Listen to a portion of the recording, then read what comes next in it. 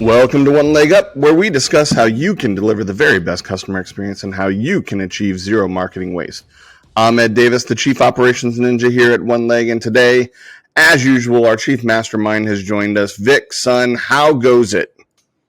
Good. Thanks, Ed. How are you? I'm good. A man of many words as ever. The repartee is exhilarating at this point. We need to get you a better comeback when I ask how it goes. Right. So the big thing for us this last week is that we took part in an industry debate hosted by Hatch. If you're not familiar with Hatch, this is a little bit of a shameless plug. Go check them out. We'll put a link to their website as part of this podcast transcript. But we participated with them. They culminated a debate about whether or not the one call close was dead. Obviously, if you've listened to episode 11 of this podcast, you know that we are leading the charge, and we've proclaimed that it is in fact dead. However, there's a tremendous amount of people still in the home improvement sector who relate, who subscribe, who have adopted this mindset. And on the opposing side, if you will, as part of this debate, Dominic Caminata of Grosso Grosso University showed up, and he was sort of in the adversarial position against Vic. I thought he did a really good job. We don't have any personal animosity towards Dominic, his team, or Grosso at all. And like I said, I think he did a solid job. But of course, I think there's flaws in his position.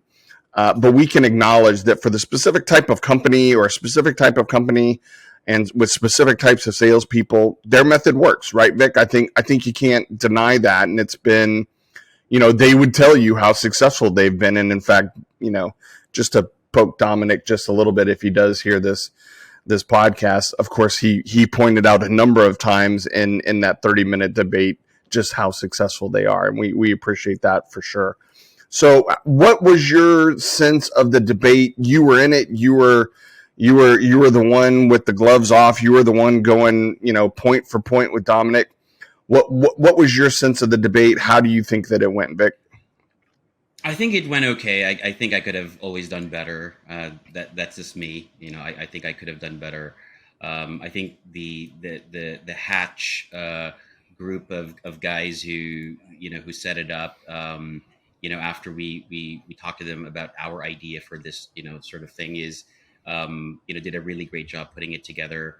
Despite the technical difficulties, I think the audience did a really great job of going back and forth on chat as well as through the correspondence on LinkedIn and the comments. It just provides this evidence that it is an important issue and that there are two ends of that spectrum. Dominic did a great job as well. I think really highlighting what he knows and what his experience has been. And I'd like to thank everybody, obviously. In terms of the delta and the change of how people's minds were changed, we're really happy to see. I believe it was like 5 to 7% change, which is a huge amount of people. I think, in my opinion, if there's like hundreds of people who go after this, and yeah, for clarity, when you registered for the debate to attend the debate, and nearly 200 people did. You were asked the question, do you believe the one call close is dead? Yes or no. And that created the baseline at the very beginning of the debate. And I think it was a 75-25% split of people who were in favor of the one call close or who firmly believed that it's still alive and kicking. And then we went and looked at what the change percentage was of the people who actually showed up for the debate. And what Vic is just relating to there is if you think about, we had a little more than 100 people show up for the debate. About 25, 30 of them were in our camp, if you will. And by the end of the debate, we had swayed an additional 6 or 7 people to come over to our camp. So we would say that the one call close camp lost a little bit of traction, which we're happy to see. Yeah, thank you, Ed, for putting the context. That is important. Again, evidence of What does the data show, right? And this is a key point here. So if you think about, if there were 70 people and you change 10% of those individuals, that really means that people can have these hard, firm beliefs, which really one call close is more of an ideology, and I see it as like a faith-based sort of thing, because it's a priori knowledge, right, versus a posterior knowledge, right, where the difference is you're gaining knowledge from something without actual experience from it, right? That's what a priori knowledge is. Whereas an a posteriori knowledge is really where you gain experience from empirical data and you actually experiencing something, which I think in this day and age, in the informational digital age, people back in the 50s, 80s, even in the early 2000s, they couldn't experience this, right? And those are some of the things that Dominic brought up. He kept on bringing back the fact that it wasn't the 50s, even though this is really the crux of the issue. This is, more predominant in the 50s, and it's kind of just proliferated, and it's kind of crept in maybe into the 80s because of, Rick Grosso, who perpetuates that sort of ideology. And he can say, well, we started this in the early, in early 2000s, in 2010, for example. Well, it's 2021, right? You can continue to do marketing and sales like you were in 2010, like many companies do, but it certainly doesn't mean that it's going to be effective. Sure. Yeah, that's my take on the debate so far. So do you think that, I've got a number of questions, and it'd be interesting to get your take on them, of course. Do you think that there's a world in which both Dominic's view and Grosso's view and our view can coexist in the home improvement industry in particular? So is there a world where one call closing could survive? That really depends on solely the application of other methodologies, technology, and science. Now, companies have limited resources, and as such, these finite resources should be allocated towards measurable improvements in your company website, landing pages, social engagement, your content, your brand, and technologies that uplift the lead intent, the buyer experience, and the true development of your sales team. Again, measurable. An omni-channel and a bi-directional sync that nurtures these relationships, not just these transactions. And I'm talking about both on the sales team and on the buyers, right? Because you want to nurture your sales team just as much as you nurture your customer. Now, where the close isn't just applied once on a one-call close, and it's so focused on the first call, the first visit, where there's all this pressure, all this focus on just that moment, right, instead of the journey. But when it's been carefully curated and then projected to make the most impact in the buying journey, and when the close or the asking of the to sign the contract, to get a sale, when its application no longer frustrates salespeople and customers alike, as it is carefully applied to basically enhance the buying experience on both sides, not degrade it. At that time, such focused closing may be calibrated to be a force for good.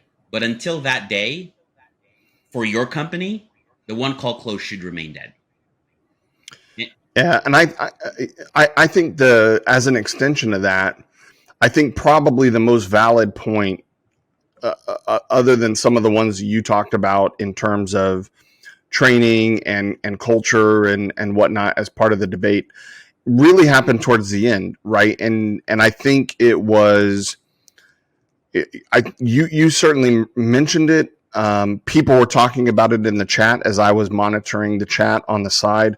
Dominic, I think, even acknowledged it too, which is to say, in my opinion, I think that realistically where the world has moved in the sense of why a one call close might actually be of value and why it might work is you have to think about it in the context of the overarching customer experience, right? Everybody on that participated in that debate admitted this is not where, as you pointed out, the 1950s, where a sales guy is going and knocking on the front door, and he puts his right foot in the door so they can't shut it, so that he can continue the pitch, right? And that person might not have had any understanding of what that person was selling, or any context for that company, or anything like that. Nowadays, we 100% know that more than likely, before somebody's even reached out to you as a company to inquire about a service or a product, they've already researched it. They've already been exposed to reviews. They've already seen your website. They've already seen your social media feeds. They've already seen your ads. They've already talked to a friend who has that thing. And so that, to me, is where the one call close needs to evolve, right? And maybe that's what Dom was saying, although I would admit crudely, to me, if the one call close came in and you recognize this person had already been exposed in any number of ways to your product, your service, your brand, that's where you can handle the objections. That's where you can get them to say yes and to agree to engage you further. But I think maybe the more nuanced version, the days of the cold one call close, that's done and dusted. You absolutely cannot do that in this day and age without sacrificing credibility, reputation, brand experience. There's a whole list of downsides to it, in my opinion. I agree. The thing that I would potentially add on to that would be the one call close. It's really dead if you really think about the empirical data that shows that 88% to 98% of first calls or first visits do not end up as a sale in home improvement, in construction, remodeling, and potentially, within that range for other industries. I think the thing that where the close and the masterful presentation that you hear Dominic and so many other sales gurus use as part of their training program, you would take those elements that are salient and positive, like a masterful presentation is, in my opinion, is simply being able to deliver, the information that people will be able to absorb in a way that's positive, salient, and unobtrusive and simple, right? And you do that, and you apply that to the user journey, where they can get those pieces of information, or they experiencing it at the demo. But the one call close in itself, but even in its name, its description, one call close, you're really saying everything has to happen in that moment. It's a make or break. Right. And this is where I believe Dominic could have done a better job if he really wanted to go and prove his points. Was he never responded to one of my main arguments from the very beginning, which is you've got the majority, 9 out of 10 times they don't close nationally. Okay. And he's saying, well, there's some companies that do that and some salespeople. But the majority Well, don't. he's saying that the people who go through their program, I think he said something like 50+% close on the first call of the people who've gone through their program, which I'd like to see the evidence of There's that, no evidence. but I think that's what I understand. There's no evidence of that. If there were, like I said, if there were, it's one or two people. It's a sliver, and those are unicorns. Those are people that they can perform the system. I mean, you cannot replicate them. I know I've watched videos of Rick Grosso in the past, and in some of them from Grosso University, where he said, "Well, if you have one or two of these really high earners, other people will follow and you'll be able to recruit better, and they'll be able to go because they want to emulate that." Yes, the intent is to emulate those people, but you'll never replicate them because they have different chronotypes and there's no evidence. Sure. So I think that, going back to the main question is there a world where the one call close, that doesn't do more damage than good? No. But if you break apart the good elements of the masterful presentation, asking, Which, yeah, 100%. and I think, again, this is another thing that Dominic and I guess many sales gurus, do not address, whether it's Dan Locke on YouTube, potentially Jordan Belfort. I've watched some of his stuff. Grosso works with them.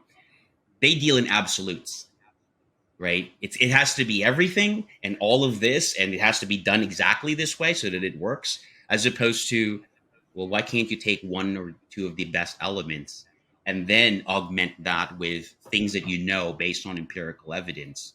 But typically, again, one call close proponents, it's all or nothing. It's always you succeeded because you did this and you did this exactly this way. Or if you don't get the result, where you're a weak closer and you didn't follow the system.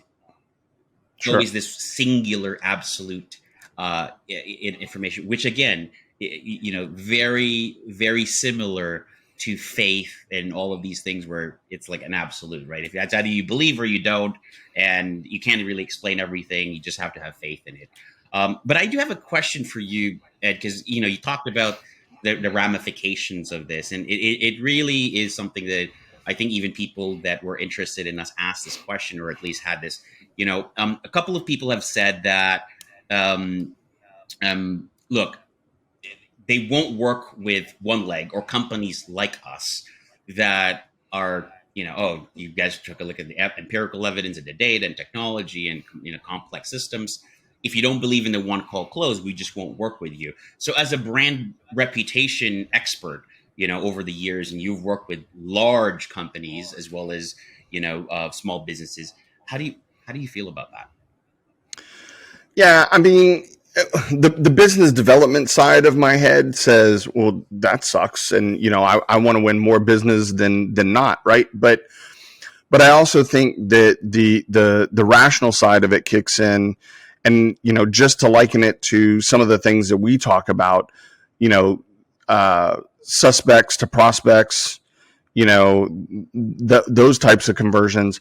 I'd rather have legitimate prospects, and in all honesty, if depending on your culture and how you mandate salespeople to behave, we probably don't want to work with you, right? So to me, if somebody is so beholden and they believe so firmly that they're not open to, what we're talking about, which is we've never said you should not use the one call close. In fact, you just said that there are elements of it that 100% are valid and should be enhanced and should be utilized as part of your sales and marketing cadence and customer experience.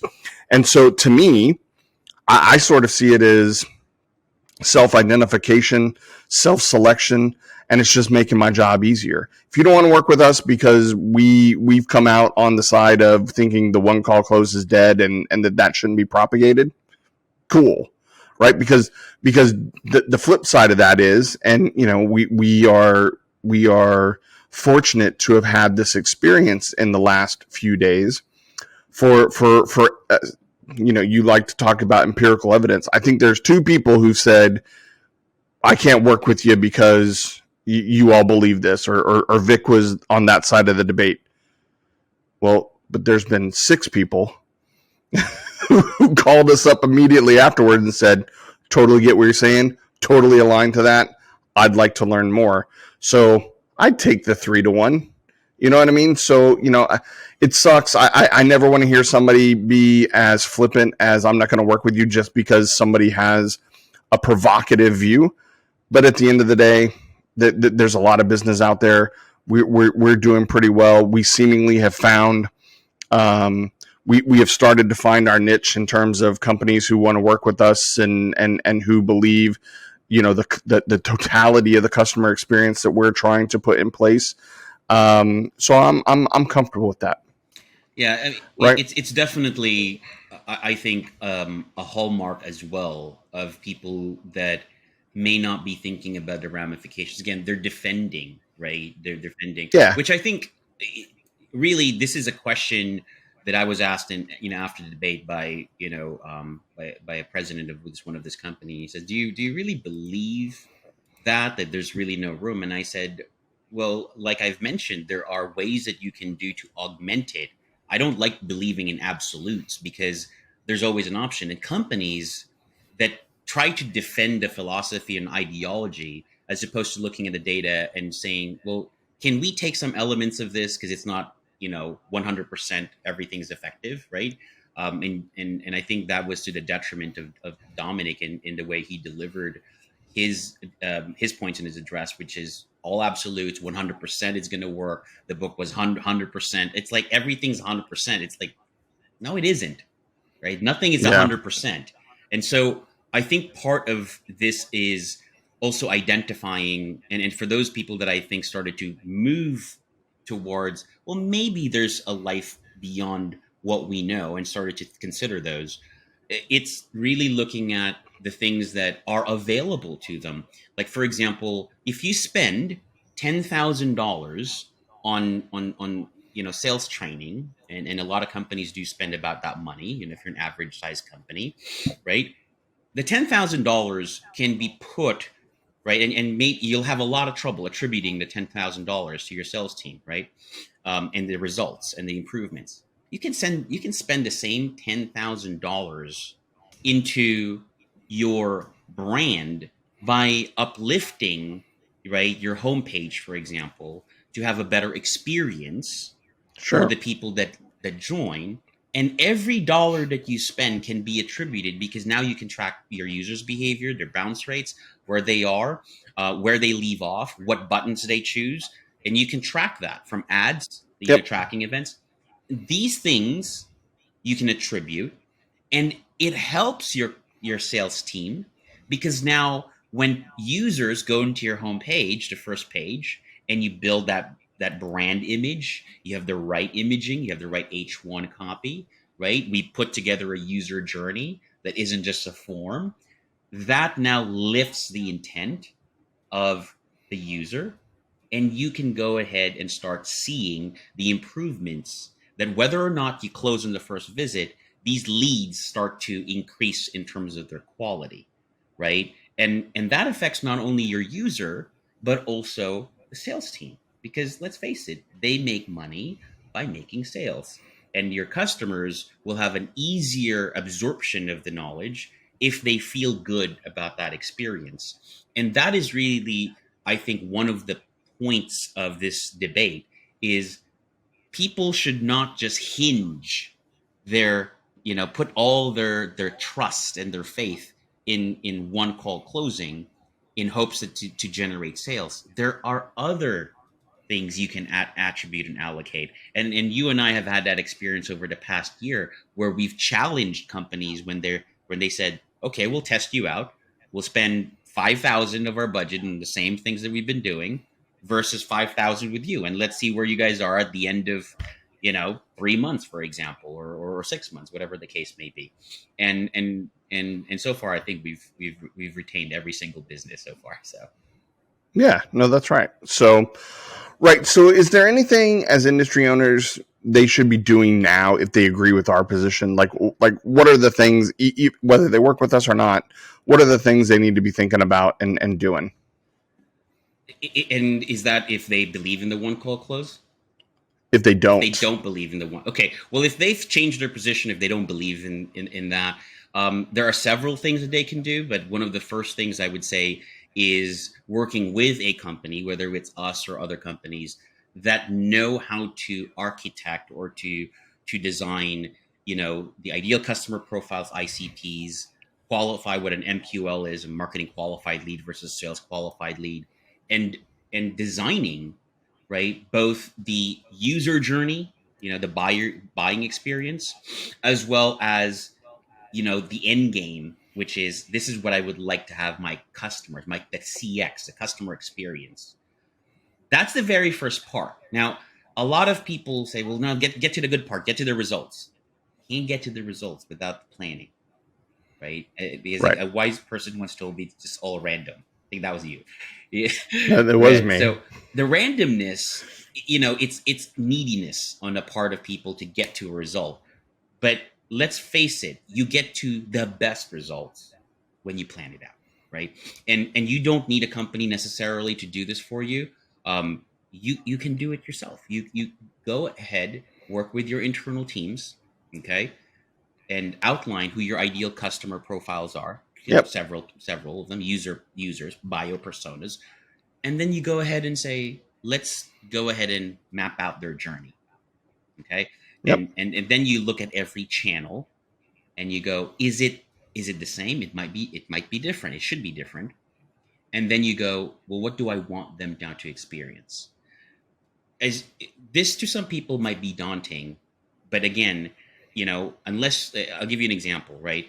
Some people might be going ahead and saying, "Oh, I can cut my own hair. I'll just get." And some people go, A Flowbee. Right? I tried that, but I guess I could do it, but it didn't come out right. Or you go to a hairstylist or a professional barber who has the experience, and you pay for that experience and the end result, Yep. and they'll do it for you, just like, again, a professional to be able to do it for you. But you don't necessarily, you can do it yourself. But if you don't have that, I think that one thing, I'll just give one example. If you don't have that, then don't do anything else, because you're just going nowhere. This is random at that point. Yeah. Have that Agreed. first, and then deliberately work towards what are the elements that lead to the highest customer experience, the best selling percentages. And that's when you start, working with the companies that, like us or other companies, where you go, well, do I have chat bots? Do I have conversational AI? What does my landing page look like? Oh, I don't have text messages, once they leave Facebook, for example. That's when we start curating what it is that we need to develop or improve on that user journey. I do have a question for you, Ed, because you obviously are bringing up some really good points here. But one point that was made on the debate, right, is about salespeople setting the tone for the customer experience. Again, it's very, like, everything's on the salesperson, which is obviously true. But this, I'd like to get your feedback on it. But what needs to happen, regardless of the approach, right, on the side, on your side or the clients, to ensure that they're presenting the best version of themselves? Yeah, and I think we've talked about this on previous podcasts, and especially in the home improvement industry, as we've learned. But although we do see indicators that this is changing a little bit, and I was really satisfied earlier this week when we had a meeting with a potential client, and he used the verboten term of, "I'm worried about our brand reputation. I want to make sure that we manage that." I was really pleased to hear that, because we haven't really heard that. So I think, we've, like I said, we've talked about brand and reputation and brand management within the home improvement sector. And I think for people, you have to immediately understand, as we've talked about previously, brand is culture, vision, and image, right? And so the vision, typically for a home improvement industry, a home improvement company, is, I want to be the dominant provider of bath remodels or new windows or whatever the case may be in my market. Like, that's about as far as their vision goes. I would make the argument that it needs to be a little bit more nuanced or explanatory than that. But let's, for the sake of this conversation, agree that that's generally what it is. Culturally, that's where you really have to put in the work. And most companies, I'm talking in general, they have a basic idea of what their culture is. Really good companies 100% understand what their culture is, and they know how to recruit people who are going to fit their culture, and vice versa. And I think a lot of home improvement companies, the culture ultimately, because of the size of the business that they are and the type of business that they are, their culture is really a manifestation of what the owner is or what the ownership group is. And so it starts there if we're talking about the salespeople, right? So most owners are going to recruit people who are sort of in their vision, in their ideal personification of how the owner would sell a customer, right? And so they bring in somebody who mirrors that language. And so, if your owner is charismatic, if your owner is really knowledgeable, if your owner is really personable and understands persuasion, then they're probably going to hire those same people, and they're going to be good. And I think that you really have to think about that, right? Because as a home improvement company grows over time, it's no longer the owner who goes and meets with every customer, right? It becomes, well, I hired Bob and Bob's got a truck and, it broke down in front of and now that made for a bad experience because it blocked the drive. Like there's just so many things and you really have to be conscious of that. And that's where the image piece of it comes into play. And so again, we've talked about it a lot and we think that people need to be more mindful of it than they actually are. But the salesperson is critical, is 100% critical to how your company and in a lot of ways as you as a person are viewed in your community. So you better make damn well sure that you are recruiting people who have a stellar background. You're recruiting people who can personify what your company's about, who can portray your company because a lot's riding on it, right? Your business is riding on that one individual and and every experience that they have with a potential customer. As we've talked about, if you go read the vast majority of reviews on from home improvement companies, if it's a great review, it's because the installers, the contractors did a fantastic job and the product was awesome and the overall service was outstanding. If it is a crappy review, 1, 2 stars, maybe 3, almost inevitably, every single time, the salesperson was crap. I didn't like the salesperson, high pressure, told me wrong, steered me wrong, whatever it is. So think about how important that one person is to the success and future of your business. And that's why you need to put a lot of effort into it. I think the other thing too is the flip side of that, and we're going to talk about this in the coming episodes, is this business. I think the home improvement sector in particular, and wider, there are other industries for sure who would fall into this. I think there's a reckoning coming, and that reckoning is, who are we actually incentivizing, and are we incentivizing them correctly? Because historically, the salespeople get the outsized benefits of closing a deal, right? They might get up to 5% of the deal value, and in some cases even more. Whereas the contractors, the guys who actually do it, or in the case of a professional services firm, the CPAs who actually manage, the financial accounts or whatever the case may be, get nothing. Maybe they get a little bit of recognition. Maybe they get a cost of living. We've got this all wrong. We've got it. It's great the salesperson has procured or secured that piece of business, and they should be rewarded, right? Because that's a talent, that's a value. But just as important are the people who actually have to deliver the product and services, and we really need to reconcile that and balance that out and make it a bit more fair. Would you agree?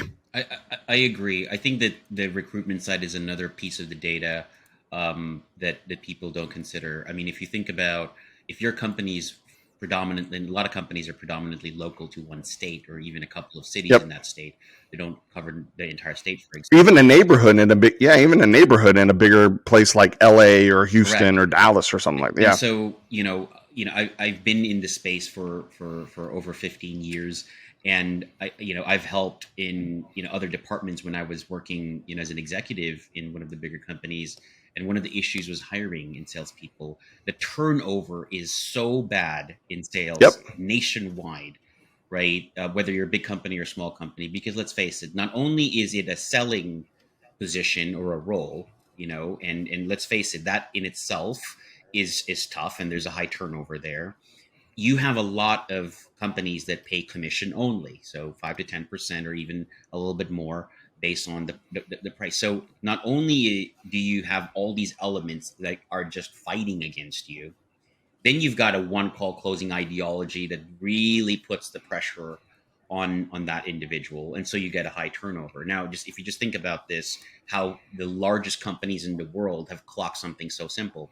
They've moved away from person to person sales and having brick and mortar facilities, especially when the pandemic hit.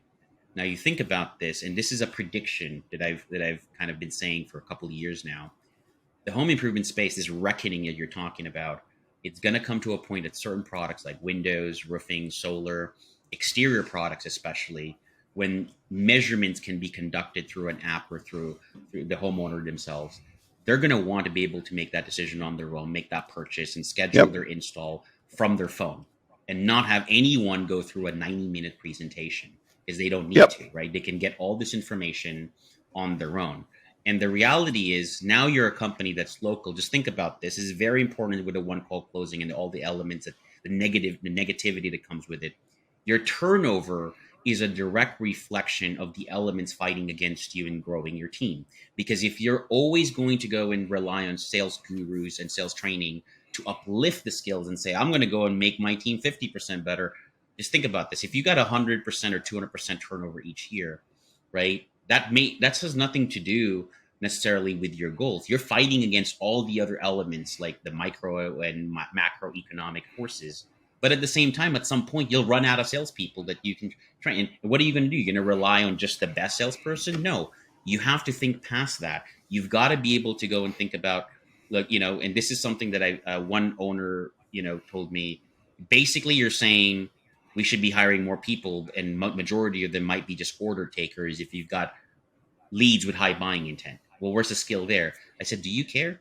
If they make the sale and you pay them well and you give them a salary and the company's making a profit, and Dominic talked about profitability, why do you care? Well, I'll tell you why you care. It's only because you want to protect an ideology.